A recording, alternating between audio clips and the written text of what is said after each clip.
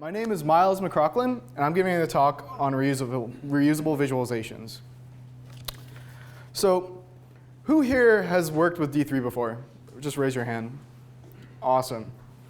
Now, how many of you have taken visualizations that you've used for one project and reused it across multiple projects? OK, less. Is anyone here actually using D3 in production right now? OK, great. Well, just to reiterate on what D3 stands for, D3 stands for data-driven documents. That it is that it maps the data that you have to the DOM elements, or HTML. So here's some examples of companies that are using D3 in production. You've got Trifacta, Datamirror, Periscopic, Square, Simple. New York Times has Mike Bostock and a bunch of other great visual designers. So my talk is going to talk about 4 things. One, I'm going to talk about the Reusable Visualization Api and step through how to build a specific visualization. I'm going to touch on the difference between using D3 versus like the typical backend MV, whatever you have, like Django or Rails. And then I'm going to talk about how to tie in your reusable chart API very briefly with some front-end MV stars frameworks, and touch on some resources that are available. So a reusable chart, what is it? Well, it's taking this to something like this. Chris touched on it, and let's dive in.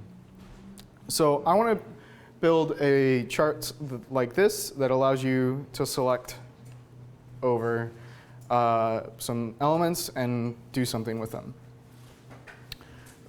Just to reiterate, reusable visualizations, this comes from a blog post that Mike Bostock gave called that touches on the Towards Reusable Chart. I won't go into much detail. Take a look at it if you have time. That said, let's define a problem. We have some data.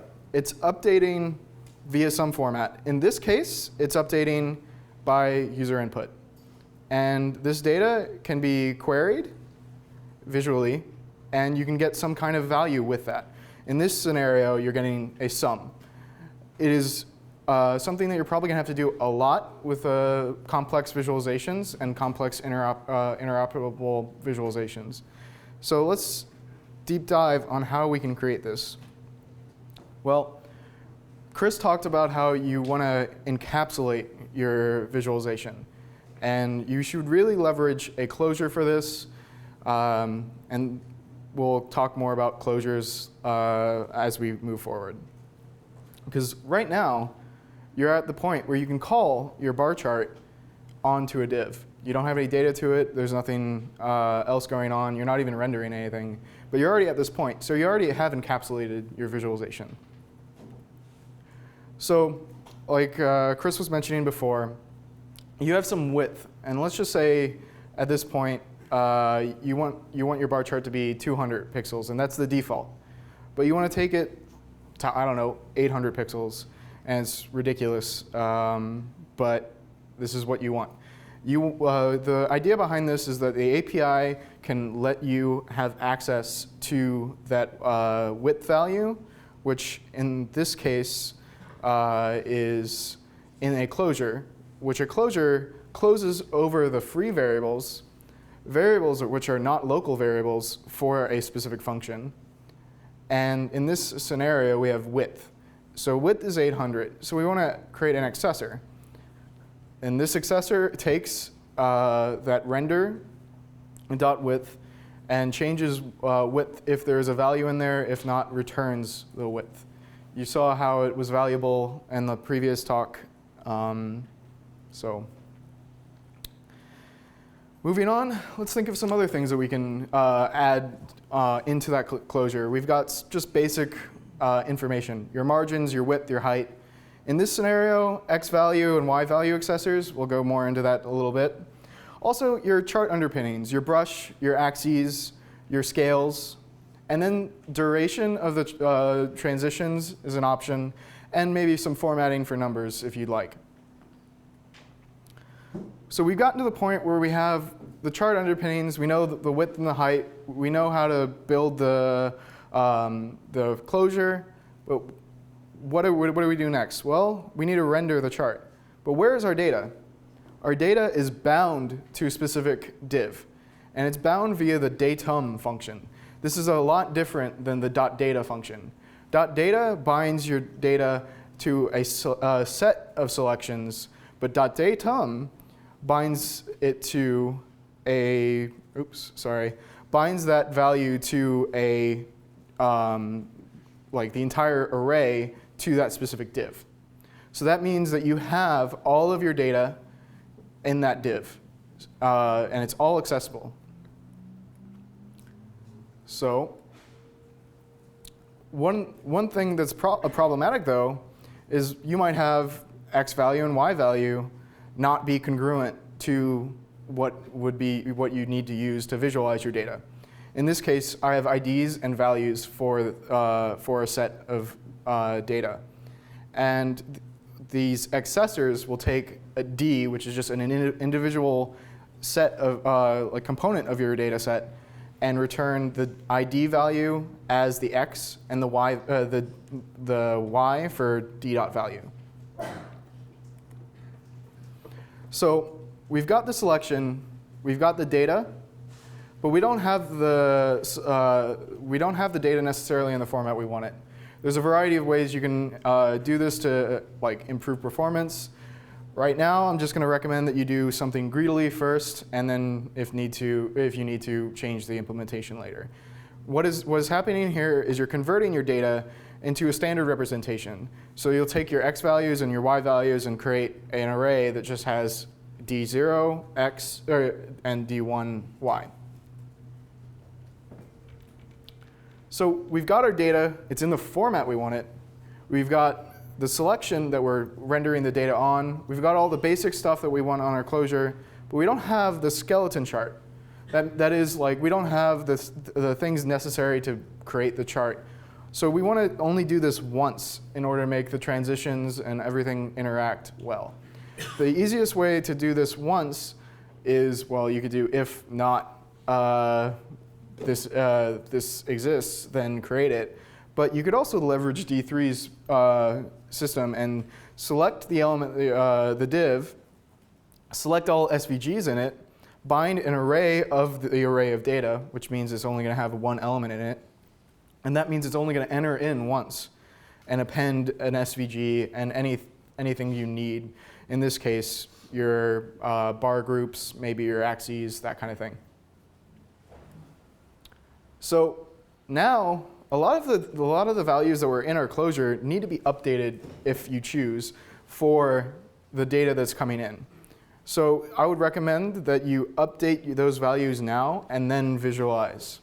So what's happening here is your x scale is being changed to the new values that are coming in. So that way you don't have your x scale being not congruent to what you're actually visualizing. This is not always required, but this is something that you want to have at least as an option for your users of the API. So now we're finally at the point where we can visualize something. We're at the point where we can actually do what we did before and visualize our bar chart. All this is doing is following the enter, update, and exit paradigm that's common in D3. That is that it's taking any new data, making a new rectangle in the SVG, classing it to a bar, and then all the new data and all the data that has changed is getting the updated values. So it's just making the bar the size it needs to be. And any old data is being set to an opacity of 0 and removed. I didn't show the transitions. You can look at the code. There's an example. I'll get into that later. There's examples on my blocks, and I'll post these later. So the last thing you have to do, Chris touched on this with dispatch, rebinding values, but you can also do this with reusable components. The brush is one of the most powerful interactive components of D3, at least in my opinion. And it allows you to bind the on value, or like the on function, to render, which can then say when your chart has a brush interaction, sum up the total in that selected set. And we're back to visualizing our data. So full circle, we got to a visualization. All right, so this is great, but when you're dealing with a backend MV framework like Django, you're used to this all of your view data, or all of your view code being handled in a view on your backend. This is not necessarily congruent anymore. There's a lot of cases where you don't do this. I'm just going to step through how you'd normally do this. That is, you take your, somebody goes to your web page, and then they talk to a controller, which gets some data that it needs to visualize, visualizes it via a model, and gets that HTML, sends that HTML to a browser, and the browser renders. It's great. What happens now, though, is your page is rendered, and you're at the point where you have all of your data available. Like, you don't have the data that you want to visualize for your D3 visualization.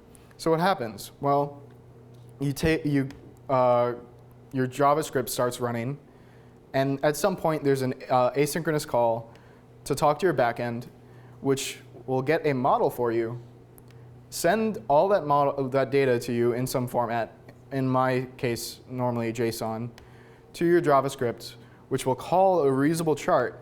So in this paradigm, you can consider in some form that your reusable chart is a view on that data, and then that will be rendered in your browser.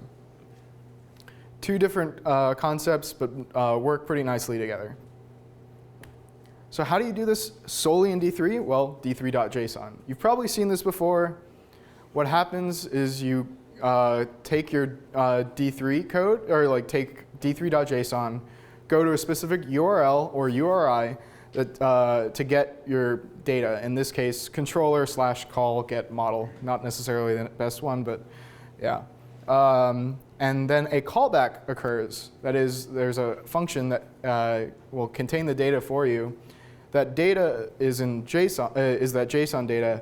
You, in this scenario, will bind it to a global variable, call a main, and main will render your chart for you, and you're back to where you were. So, front end MV, whatever. It's the craze right now. Everyone loves it. I'm not going to say anything other than I think you really should keep your data visualization code separate from your MV whatever. Why? Well, I'm going to quote Jeffrey here first. D3 is intentionally a low-level system. During the early designs of D3, we even referred to it as a visualization kernel rather than a toolkit or framework. What does that mean? Well, if you think about an operating system, you have a kernel, and that kernel is meant to be completely blocked away from your applications. That abstraction's leaky, so is this, but ideally this is the ideal scenario.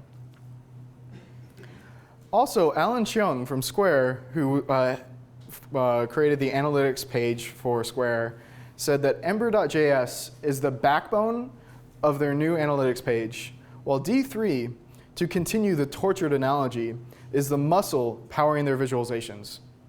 Well, if you think about it, bone and muscle kind of like merging together in some forms sounds kind of gruesome to me. I don't know.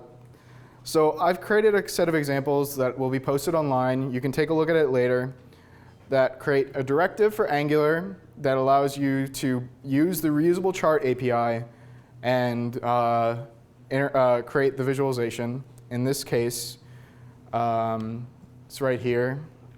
You can take a look at it later. And then this allows you to get to the point where you can have a declarative call to your chart. This is very powerful. Let your designers take your bar chart and visualize it the way they want. Backbone, get a view, same thing. Ember, a view, the same thing. So I wanted to touch on some of the resources that we have available to us right now. There's this thing called Vega. This is not following the Reusable Visualization Api. However, it creates a visualization grammar. This is using simply JSON, allowing you to visualize your data. No code. This is very, very powerful. Highly recommend, at least right now, to use it to do some rapid prototyping and visualize your data. You can create great visualizations. The problem with this currently is that there's very little interactivity, and it's not necessarily designed for something that will be very interactive. You should use this for prototyping initially, and then maybe grow into non-interactive, tightly coupled visualizations. There's also NVD3. NVD3 is an instance of the Reusable Chart API. I highly recommend anyone that's using high charts to switch over to this. There's a lot of great visualizations. It's fun to work with. Check it out. It's following the same API. Definitely look at it if you want to build your own visualizations that are not necessarily under the bias that Bob Monteverde has made. And there's also Dcjs, which Chris has touched on. This is not following the same reusable chart API paradigm, but it's built on top of cross-filter. And what does this mean? This means that you can have tightly coupled visualizations that allow you to query across multiple dimensions to understand your data set. Thanks.